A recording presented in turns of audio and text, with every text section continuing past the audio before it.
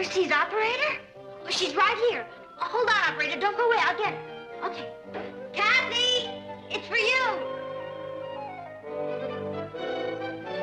Thank you, Betty. It's your father in Paris. Hello? This is Kathy Lane. Hello, Father. I'm wonderful. How are you? I miss you, too. Aunt Natalie and Uncle Martin are treating me wonderfully. They're fattening me up. You, too. Here's Patty. Hi, Uncle Kenneth. You should see Kathy. I'm making a real swinger out of her. Here's Mom. Love ya. It's Uncle Kenneth in Paris. Hello, Kenneth. Oh, everything is fine here. Kathy looks wonderful. I hope you can come and visit us soon. Here's Ross. Goodbye. Hi, Uncle Kenneth. Did you hear the funny story about the man Write who... it to him, son. I'll write it to you. Sail over the Eiffel Tower for me. Bye. I was talking to France. Oh, boy.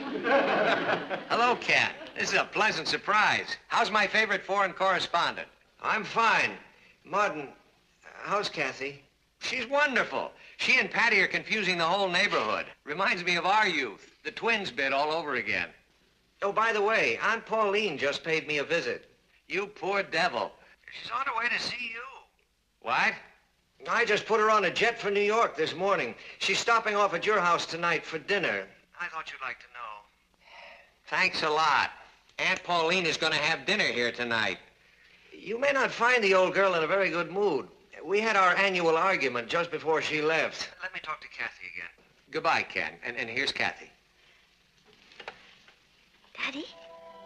I just wanted to say goodbye, Kit Kat. I loved your story from Yugoslavia.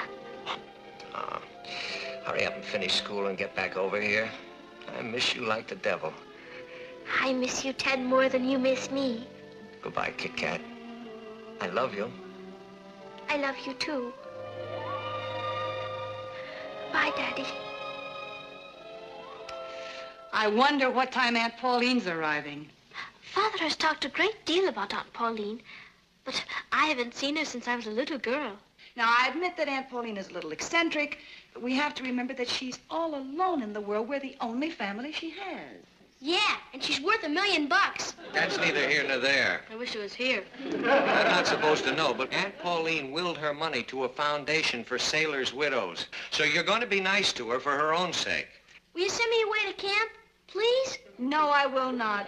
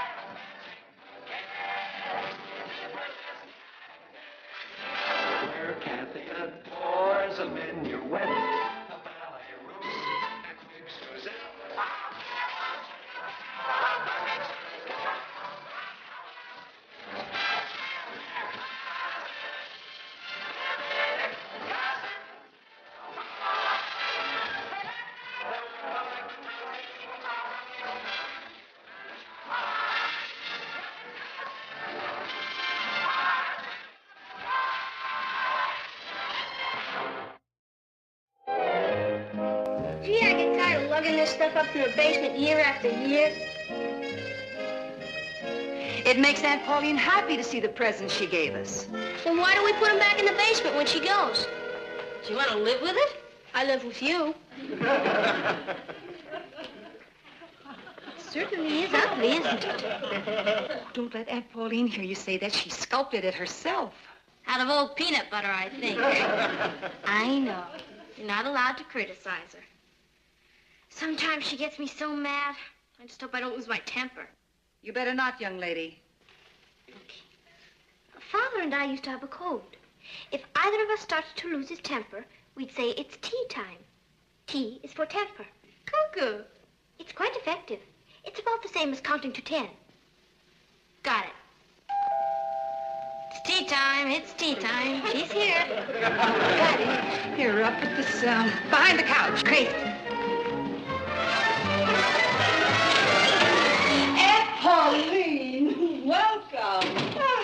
Cher. You look lovely. You've gained weight. Where are the petite ones? There they are, the little loves. Ah, Patty. Pauline? Ross. My, you've grown. Yeah. Thanks. And this must be little Kathy. Très jolie. Hello, Aunt Pauline. You know, the resemblance is really remarkable. Of course, even as a child, Patty was a little prettier. Other than that, one could hardly tell them apart. Oh, charming. One forgets what a teeny little house it really is. Oh. Charming. Oh, my luggage.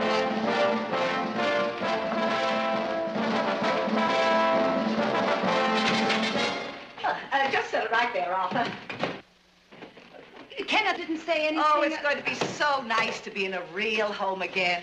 Hotels are so outrageously cher. That means expensive. Yes, I know.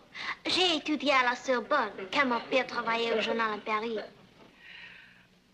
I loathe show-offs. I'm afraid with all that luggage, I'll have to have the large bedroom. I hate to put you and Martin out, dear. Oh, don't worry about it. We'll move into the girls' bedroom. And we can move to a hotel. You'll move into Ross's room. And I'll go to camp. You'll sleep on the sofa. That's all. Thank you, Arthur. Oh, shoo. This is Ding Ding. Isn't she, dear? She's lovely. Isn't she sweet? I got her in Antibes. That's north of Nice. Isn't it south of Nice? You dear child. You really are quite a lot like your father. I'm afraid for you to put her down. I'm a little bit worried about Tiger. Tiger. Oh, get that beast out of here. He lives here. Don't tell him to get out of here. Tea time. Put Tiger on the patio. We'll figure out something. Come on, Tiger. Come on. Be a good boy. Tiger. Oh, hello, Via Shoo-Shoo. Don't be afraid, darling. Your mommy will take care of you. Now, children, go quickly, quickly. Get your presents. They're all marked. They all have your names on them. Go along. Oh, come, my love. Yes. Now, here's a good place, little Ding Ding. There we are. Yes. Of course, it's not what you're accustomed to, darling, but you'll be all right. Oh, my lovely statue. Oh, I'm so glad you appreciate the beautiful presents I brought you. Well, come along, children. Come on, open your presents. This time I've outdone myself. I brought a glockenspiel for Martha. This is my musical year. Ah, you can't imagine how heartwarming it's going to be to think of you all sitting around the fireplace here playing when I'm far away.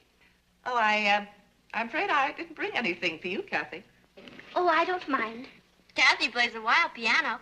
Well, I'm surprised you ever had the time to learn the way your father drags you around the world. Well, that wasn't Father's fault. When you are a foreign correspondent, you must go where they send you. Why don't I get on with dinner? I have a wonderful roast in the oven. Just take it out. You're not to lift a finger. I'm going to do the cooking. Oh, that's very sweet of you, Aunt Pauline, but No, don't thank me. Only keep the maid out of my way. We don't have one. Oh, well, de nada. The kitchen is out of bounds for you, Natalie. Now, while I start cooking, why don't you go and take your things out of my room? And take these along with you. Now, come on, children, come on. Patty, I want you to go to the grocery store for me. I'll make you a list. And Ross, come on, I need something in the drugstore. And you too, Kathy, come along. You can help us. It's tea time. It's tea time. Hi, darling, I'm home. Did Aunt Pauline arrive? Like a tank battalion. Going out? Don't tempt me. Oh. Where is she? In the kitchen, cooking dinner. My kitchen is out of bounds to me. Aunt Pauline is cooking dinner? She insisted. Do you know, that's rather sweet, really. She's starved for a home of her own, so she's trying to make this her home. She's doing a bang-up job. Our bedroom is out of bounds, too. What? She's in, we're out. You mean she's moved in here? That's right. Oh, now, wait a minute. If she thinks she can come in here... Martin, you said it yourself. Aunt Pauline doesn't have a home of her own. We're all the family she has. We can't be mean to her. Ah, Martin. Hello, Aunt Pauline. I'm sorry I wasn't here to meet you. Oh, well, I assumed you were detained on urgent business. Well, yes, as a matter of fact, You're thin. Natalie isn't feeding you properly. Oh, of course she... Well, I'll take care of that. I've always been a wonderful cook. But on this last trip to France, I realized that I knew nothing. Rien. Wait until you taste this dinner. I'm ready. I'm starved. Isn't there any way that you can hurry her up? She won't let me in the kitchen. Maybe she doesn't want you to steal any of her favorite recipes. Do you remember those crepe Suzette she made last year? They were marvelous. Here we are. You'll see. The good things in life are always worth waiting for. I'm so hungry I could eat a horse. That won't be necessary, young man. Looks delicious. What is it? Beefsteak. I love beefsteak. Oh, well, these are especially good. You really will love these. Now, go ahead, everybody. Eat your heart's content because there's plenty more in the kitchen. Enough for seconds and even thirds if you want them. What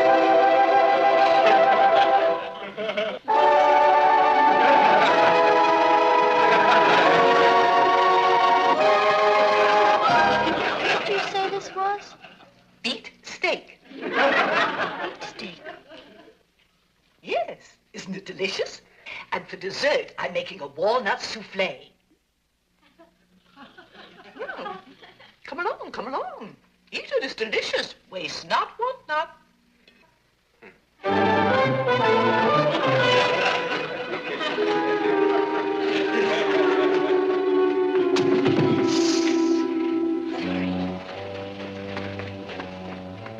Hurry up, Natalie. I'm beginning to fade away. Yes, so am I. Hi.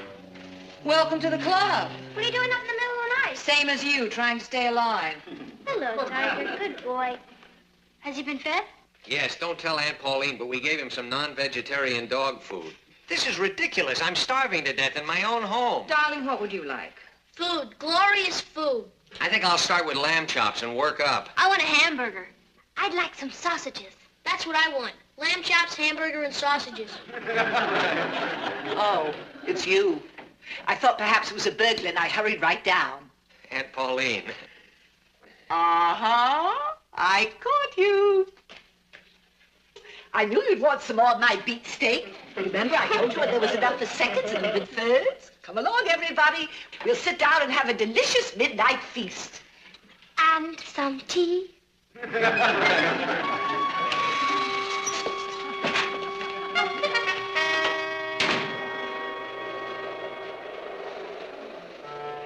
Anybody home?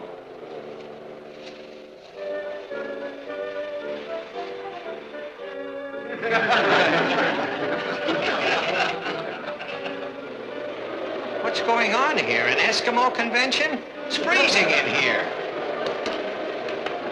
No use closing the windows. Aunt Pauline will just open them again. She learned it from a doctor in Newfoundland. They never catch colds up there. Well, then let her go to Newfoundland. This is ridiculous. She's your aunt, not mine. Why didn't that blow away? Dear me, it's getting stuffy in here. Oh, Martin, you're home. Am I? I'm not sure anymore. You know, I think it's time that we have... Tea time. Tea time. I think it's a lovely idea. You certainly are a tea-drinking family. It keeps us from freezing to death. Now, about that doctor of yours in Newfoundland... Oh, wasn't it lucky I ran into him? You know, when you're virtually alone in the world and have to travel every place by yourself, it's so important to meet nice companions.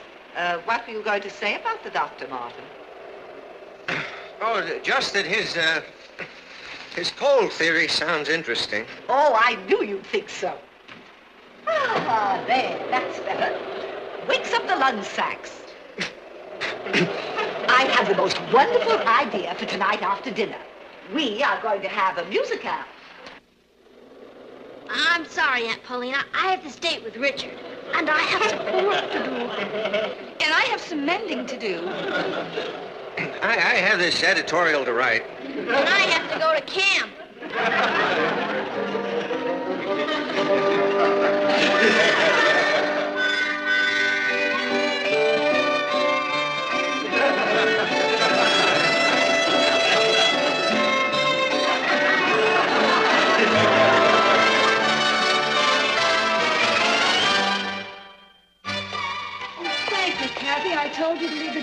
me later. Oh, there weren't very many, Aunt Natalie. I'm going out shopping. What would you like for dinner? Carrot steak or spinach pie? I think I'd like... I know. Neither would I. It won't last forever. I know she's difficult, but she's our only aunt, and we can't turn her out, can we? Or can we? I've noticed that most of Uncle Martin's conversation the past few days has consisted of tea time. She's quite a woman. I'm really very fond of her. Father has talked to me about her for so long, and yet there is no real way to prepare one for Aunt Pauline. You miss your father, don't you? Very much. In a way, having Aunt Pauline here makes me feel that Father is closer. I mean, she is part of his family, isn't she? I think I'd like spinach pie for dinner. You know something? I not only love you, I like you.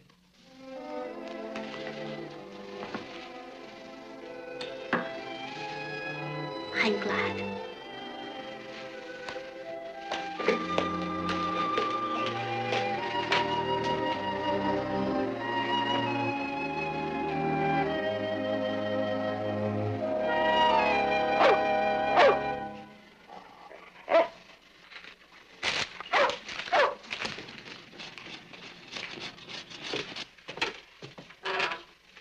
There you are, Tiger.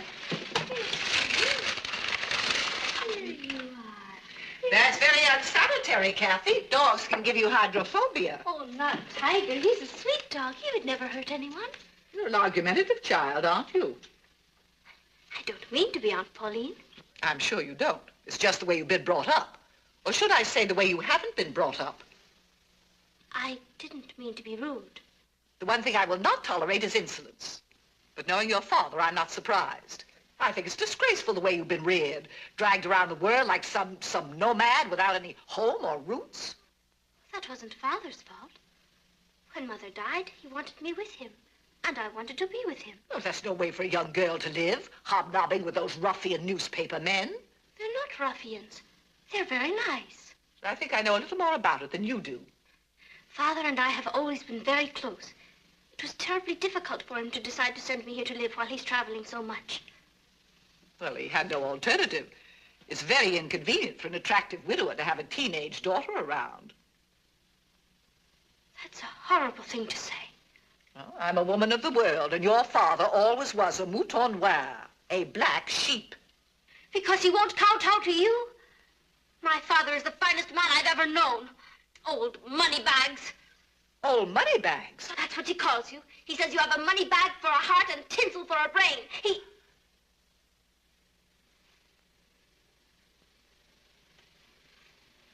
I'm sorry. I should never have said that. So, that's the way my family talks about me behind my back. The ingratitude. Well, I shan't impose on any of you any longer. Oh, no, Aunt Pauline. I'm terribly sorry. You can tell Martin to send my things to the Hotel Mallory. But...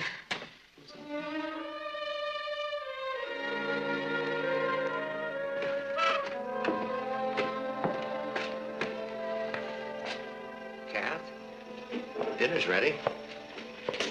I'm not very hungry, Uncle Martin.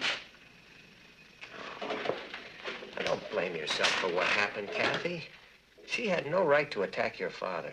And I had no right to be rude to her. I simply lost my temper. I was horrible, Uncle Martin. Wish I'd been here.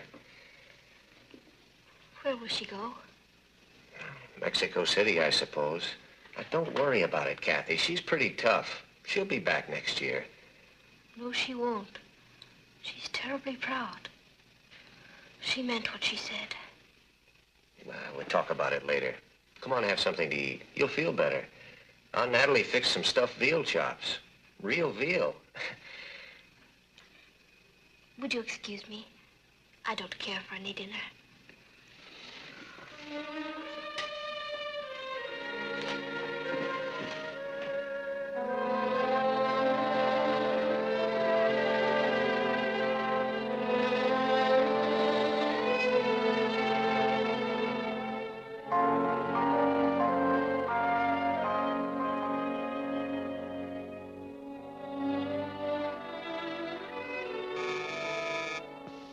are, Ding Ding. There's your dinner now. Come in.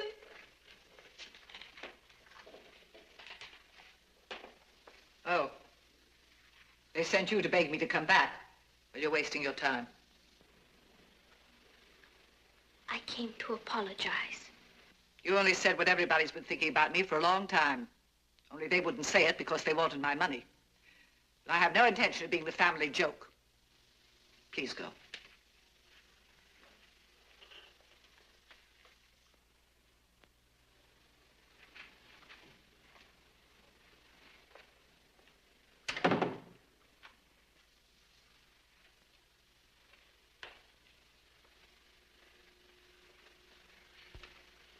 You're wrong, Aunt Pauline. I don't blame you for being angry. What I said was thoughtless and rude and unforgivable. But please don't punish them because of me. They need you. You mean they need my money? They don't care about your money. They've known about the Foundation for Sailors' Widows for years and years. It's you they need. I believe the reason you act the way you do is because you're lonely and you want attention.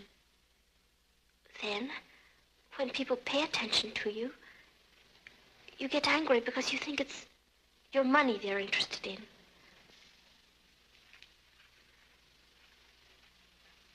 You're not the easiest aunt in the world, but you're all we have.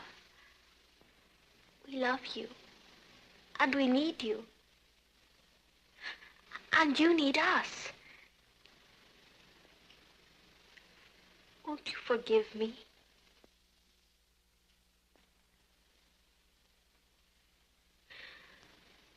I'm sorry. Goodbye, Aunt Pauline.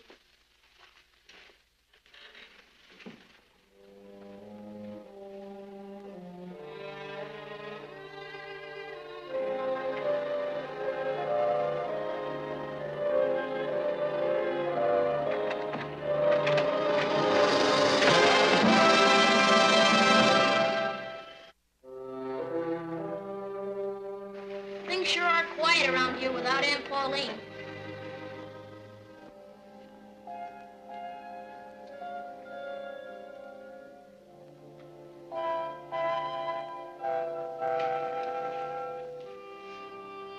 Patty, you want to warm up your zither? Natalie?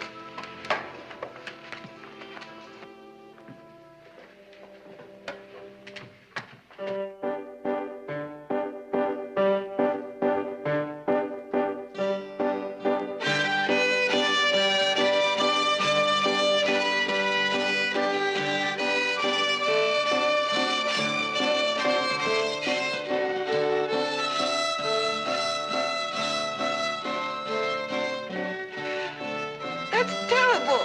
What's the matter with all of you? Where's the rhythm? You have no sense of rhythm.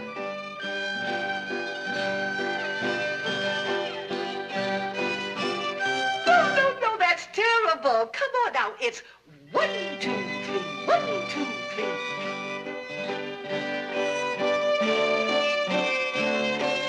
Kathy, child, what's the matter with you? Don't you know the difference between a B and a G flat?